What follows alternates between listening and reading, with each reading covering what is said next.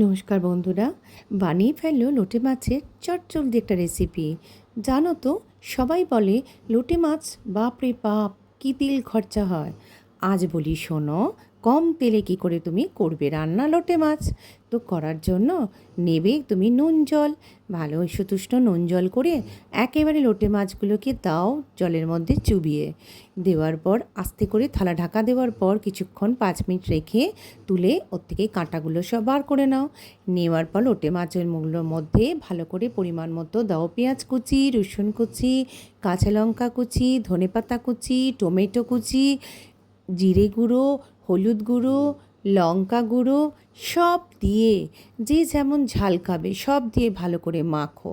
মাখার পরটা প্যানে নাও কলা পাতা, একটু তেল দিয়ে দাও পাতার উপর, দিয়ে ওই মাছ মাখাটা দিয়ে দাও। দেওয়ার পর মাছ মাখার উপর দিয়ে দাও আবার সর্ষের তেল, দিয়ে দাও একটা কলা পাতার ঢাকা। এবার দেখবে একটা পোড়া পোড়া গন্ধ উঠছে, তখন দেখবে খুন্তিটা তলা দিয়ে ঢোকাবে, দেখবে ও পিঠটা উল্টে দেবে।